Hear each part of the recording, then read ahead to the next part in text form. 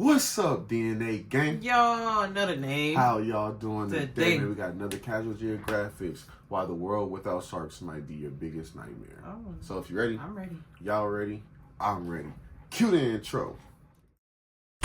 Yeah. Let me draw the boat, bitch. You know I wreck the ship. Get it by the boat, watch a nigga make it flip. I ain't a little boat, but I just want to. Before we get into this, hit the subscribe button and the notification bell so you don't miss another video. Show Nate our real channel below down in the description. And remember, the original link is down there too. Let's get right into this thing. Remember when I wanted to do that. Cactus my uvula before I go out into the ocean? Oh. Yeah, it was a tough cactus.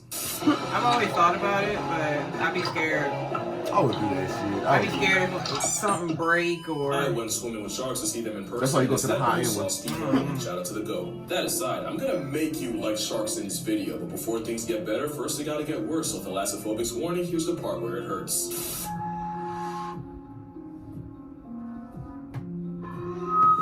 The fuck is What the hell is that? Honest question, has there ever been a horror movie about jellyfish? Oh, okay, I was like, is that? A ton of source material. You're looking at, unironically, one of the worst sights in nature. A jellyfish bloom. It's a problem for many reasons. One, it's basically a bath bomb from shit on, but also because it's one of the last signs the ocean gives before it hits the point of no return. When a part of Neptune's neighborhood falls apart and can't support the animals in it, the last step usually involves getting gentrified by jellyfish, since the same conditions that are unlivable for most are usually where Satan's shopping bags thrive. And don't think because I'm they're scared on of jellyfish. I don't care. These blooms cause legit power outs, but about half of the oxygen on Earth comes from the same phytoplankton these blooms eat. So why am I talking about jellyfish in a video that was supposed to be about sharks? Well, if you're scared of one, you should probably thank the other. Sharks are the ocean equalizer, keeping other animals in line from their spot at the top of the food web. Near the top. We're getting to that. So basically, sharks eat the big fish that would eat the little fish that would eat the jellyfish polyps. The ocean is a Jenga tower, and sharks are the one block that can bring it all down. Now, it's not as simple as I just made it sound, where no sharks automatically means more ocean acne, but you really don't realize how fast the sea would fold without sharks. That is until you realize what their actual day looks like. Sharks aren't just You know, and I can't believe I took aquatic science and I don't even like none of this.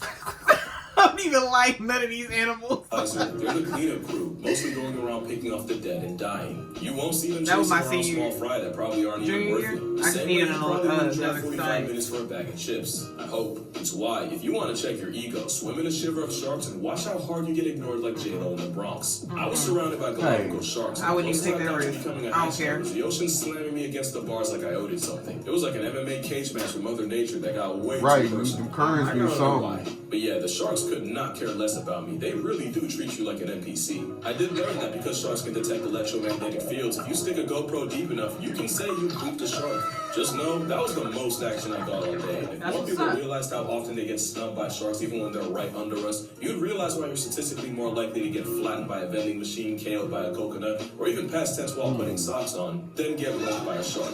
It usually takes bad RNG or a surfer adopting the silhouette of a seal. But why are sharks so scary, actually? It sounds easy, it's a prehistoric predatory steroid with permateeth, but honestly, I think it's deeper than that. Sharks, snakes, and spiders. These are the arguably three most feared animals on Earth, and it's likely because we're a spider guy. But I love Spider-Man. Crazy. That's crazy word. Stones at. On the other end, spiders have too many eyes, too many legs, and show up and that's probably what it is. Business to ever get good places. Because she jumped. I don't. Because I've never been terrified of snakes or sharks. But my mom's scared of snakes. She does not fuck with snakes at all. Wasn't there a snake in your dad's shoe before? No, it was the concrete like got eroded or something like at the bottom, and there was a snake living in that hole. Oh, yeah. Meanwhile, sharks might just represent the fear of the unknown. The ocean is an endless outside our house one time that could wipe you out in seconds with nothing you can do about it. And projection's a hell of a drug since that unsettling fear often gets put on the apex predators of that void. But that's a problem right there. You hear sharks and instantly think of another Jaws movie. So maybe you should see the sharks that don't make the big screen. This is a zebra shark. It's a cinnamon roll of a fish that is somehow less of a threat than the trauma donkey it's named after. The zebra shark is the beginning of sharks getting the sea dog allegations, and arguably the most dangerous thing about them is their front face. Yeah. Nature wanted me to take the thrush of shark seriously. Now they should have given them such an unserious pair of eyes. It does not matter what the... And I told Dre that's actually what scares me about like most creatures and like insects, anything like that. It's because they're ugly. They're really fucking ugly looking. Like, that's why I don't like butterflies. SpongeBob ruined that for me. Now they do kill prey by delivering soul-evicting slaps with that tail, but look at him. He's just a baby. I'm sure there's a lot of cool stuff about the salmon shark, but honestly, all I can think of is that they're the baby Looney Tunes G-rated version of great whites. The epilogue is a shark with no regard for the laws of nature, using special fins to literally walk on land. And when sharks wake up with student loans, taxes, and only 2 weeks vacation, it's all going to get traced back to him. This is a spinner shark, and even though it's hunting, I can't not laugh at how unserious this is. The nervous shark is literally named after how terrified they are of anything human. And whale sharks are unbelievably wholesome for a bust-sized fish with teeth in his eyes. Speaking of whale sharks, you got other plus-size filter feeders like the basking shark. They're about 30 feet long, the second biggest shark, and they're really only a threat to your mental health, especially since a lot of pleasers or panic can get traced back to a dead baskie. Then there's the megamouth shark, which honestly probably would be scary if you didn't know it's also a giant krill-eating pushover that lives in the forgotten corners of the ocean. Then you got the sharks you forget are sharks. Imagine you're at the shore and someone screams shark. Whole time they're pressed over a tasseled bubblegum, a type of carpet shark that takes the name literally by living its life as a homicidal rug. Here you have the smallest shark in the world, the lantern shark. There's the sawfish that... oh, really? Okay. That really looks like actual shark. It's a ray related to a shark. But don't worry, because this is an actual saw shark, because you know the riddle at this point is conducive to the same trace as conversion evolution. I wonder how you can't forget nurse sharks being so unproblematic and curious around people. Scientists called it the Labrador of the sea. And I'm glad they did, because now we get to go down the rabbit hole of sharks being dogs and cats at the same time. The poor beagle is a shark named after a porpoise and a beagle. Yeah, I don't get it either, but we'll get back to that. Dogfish were named after fishermen apparently watching them chase smaller prey in packs, like dogs. But some dogfish are also cat sharks, and they got their name from the vertical feline-coated eyes. Like the small spotted cat shark is also at the same time called the lesser spotted dogfish. Google says there's over 150 species of cat sharks, including the chain cat shark. That one look cool. Chain dogfish, because of course. Their biggest flex is they can glow green fluorescence. And they're not the only ones. It turns out over 50 species of sharks like kitefin and swell sharks can light up. That's about 10% of all sharks, and some actually use a light to hide. That might sound confusing. And ain't it probably because of what they probably eat down there, and that probably glows? If you're a predator in the crotch of the ocean, all you have to do is look up, and anything that looks like a shadow against the light of the sky is probably your next victim. However, if you can take a cue from a lightsaber, you can blend into the skylight and basically disappear. In fact, counter shading is a concept most sharks borrow from, and it basically means if you're above them, then the darker roof blends into the dark of the abyss. But if you're under them, the light underbelly matches the sunlight hitting the water. And when you think about it, a lot of animals use this shade to avoid problems. But some take it a step further, because scalloped hammerheads are scientifically proven to tan themselves if they sit in shallow, sun-exposed water. Some say recruiting melanin is nature's way of keeping them from getting eaten by their own kind, by making it easier for the smaller babies to hide. We got a little off track, I won't apologize for it, but the point is, if you're still afraid of sharks, then maybe you should subvert your expectations. Especially since some sharks aren't even full-time predators. The bonnet shark is like a hammerhead with performance anxiety. It's also an omnivore that eats seagrass, and in experiments, 60% of its diet included the you don't even learn shit like this in school, because I'm just thinking they eat meat. Like, that's why I'm like, I literally had to take aquatic science to learn this stuff. And I was in 11th grade. Half of what goes through them are plants like algae and sargassum. Okay, so maybe you're still afraid of sharks. Maybe it'd help if you knew what our shark's afraid of. There's only one thing that can send the Star of Jaws packing, and you already know it's orcas. Killer whales are known to big ass whales. Often that's all they take. The sharks have been so eaten down that military-based scientists found that great whites off Farallon Islands will abandon their favorite hunting grounds for up to a year if they run into the assault cetacean once. Researchers have even started playing sounds of orcas on loop to keep sharks away from beaches. And imagine minding your own business and a hairless iPhone monkey plays your ops anthem. I wouldn't call it fear, but both dolphins and sea lions have been known to bully great whites by abusing the always superior power of friendship. Now I just feel Bull sharks are honestly the closest thing to the stereotype, and they have about the highest testosterone levels of any animal. Yeah, even more than a down bad elephant. And even the bull shark has fears, and its biggest are crocs. They often frequent the same waters, and the rageaholic of sharks gets a severe attitude adjustment just by smell. They've also gotten sent packing by hippos. But by far, the strangest thing sharks are afraid of, I'm not even kidding. There is a very real rabbit hole of the most notorious underwater predators getting pressed by some bubbles, with hammerheads and tiger sharks reportedly really uncomfortable with the bubbles from scuba tanks. And scientists are even working SpongeBob was on to something. Yeah. That's why why you SpongeBob. didn't see too many of them. And that's why SpongeBob kept the bubbles on him. He had that Thule on him. What the That's- fuck? What the?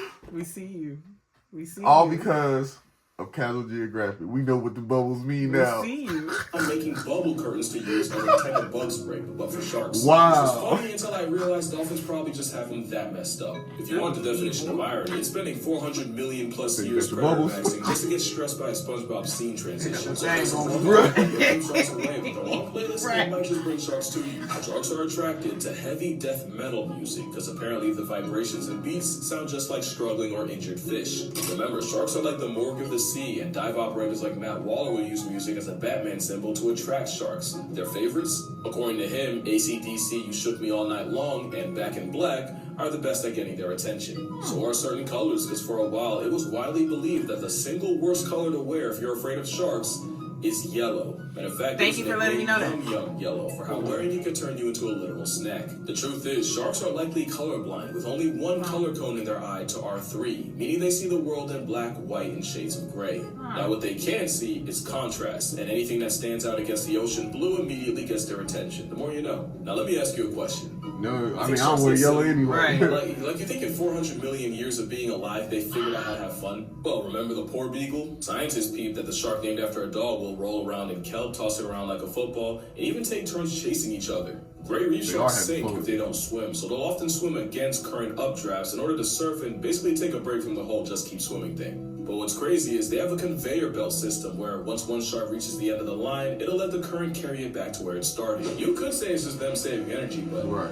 is that not the same energy as this? Sharks have been Right. fighting stereotypes like a boxing match for years, and the closest thing to an uppercut they got is the fact that sharks have friends. In 2023, researchers found that two great whites, Simon and Jekyll, had traveled more than 4,000 miles together after being first tagged off the coast of Georgia in 2022, eventually ending up in the Gulf of St. Lawrence, just off New Brunswick, Canada. It shows you how little we know about them, because a couple years ago, nobody would believe the final boss of sharks was down for a travel buddy. Shark scientist Giannis I mean, it ain't nothing like traveling with somebody, because traveling by Right. yourself sucks. Papastamashiu linked up with researchers from the University of Hawaii, Exeter, and UC Santa Barbara to study reef sharks in a Palmyra atoll to uncover the secret social circle of sharks. What they found was that these sharks have a literal social circle, with the same sharks hanging out together in the morning, separating and going about their business during the day, only to meet up again later. These shark groups even use the same part of the reef day after day like a high school lunch table, and these friend groups lasted the entire 4-year study. And it's not just reef sharks. By Right. night, nurse sharks hunt alone, but during the day, they join cuddle parties of up to 40 in order to save energy. That's crazy, because everybody got to be social. Absolutely. Everything, It right? must work, because white tips also power nap as a stack pack. Sandtime Damn. like sea coyotes, I get with hot. fusion fishing. Right. They have a Can't close do that. network of sharks they associate with, and even sharks they'll meet up with multiple times a year. Scientists now believe that if a shark has their version of a best friend, it's usually someone that's roughly the same size, the same sex, and about the same age, which would explain Simon and Jekyll.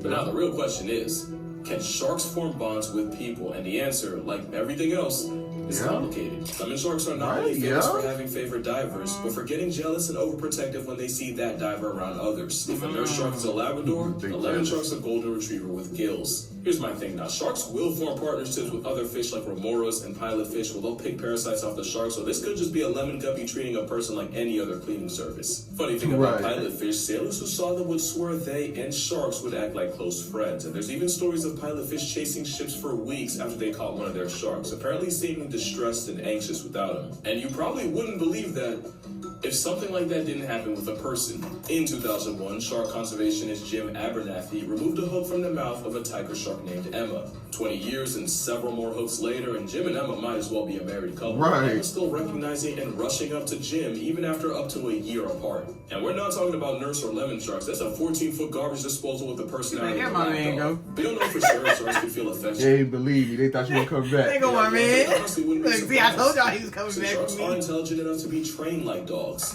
Eugenie Clark was an ichthyologist nicknamed Shark Lady, who taught living sharks how to push a target and ring a bell for food, and they even learned how to tell apart different shapes and colors. Some aquariums in the UK train sharks to roll over and respond to signals and commands the same way Pavlov conditioned dogs. And gray bamboo sharks also figured out how to tell apart different shapes, even when researchers tried tripping them up with optical illusions. And even after 50 weeks, they still remembered their training. But really shouldn't be a surprise. Sharks were around back when Saturn was bumping Beyonce and praying on a ring. Sharks are no dummies. You gotta respect that they might be the biggest flex nature ever made. Sharks can literally track your heartbeat through electrical reception. They have a built-in GPS. They have replaceable fluoride-coated teeth that can't get cavities. Some, like the Greenland shark, can live for a legit hundreds of years. You can find sharks at the very bottom of the ocean, under an active volcano, and even swimming in River Thames.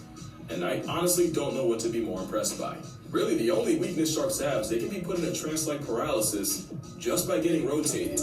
Oh, the time is usually triggered by pressing down on the snout, but sharks can induce it in some painfully awkward situations. Humans usually only put sharks on standby to study and tag them. Meanwhile, orcas do it to steal their organs like a black market merchant. But this time, I'm not going to call it oppressive Oreo, because we do something way worse. Shark finning is the practice of cutting off the fins and tossing the now mutilated shark back into the sea, where their only options to slowly drown or bleed to death. Depending on the shark, that can take an excruciating 2 hours. And this is a fate that follows not hundreds, but up to 100 million sharks a year. All for something Gordon Ramsay called bull. At the end of the day, we gaslit sharks like no animal has ever seen. We put up every World War combined numbers on them every trip around the sun. Meanwhile, sharks might get 10 on a good year. In fact, you can argue that for all the shark slander, humans have the highest KD ratio against them. No other wild animal gets done this dirty. Moral of the story? You know it's bad when the author of Jaws, Peter Benchley, would go on to regret writing it and dedicate the rest of his life to shark conservation. But yeah, that's gonna do it for this video. I hope you had as much fun as I did. If you'd like to support me on Patreon. That's crazy though. Like, why would y'all do that? I don't know what's the fun in that. Right, but hey, like I say, every time we watch his videos, we learn something new every time. But educational too. Right. We'll catch you on the next one. Peace out. By the boat, watch a nigga make it flip. I ain't a little boat, but I just one night the bitch. They don't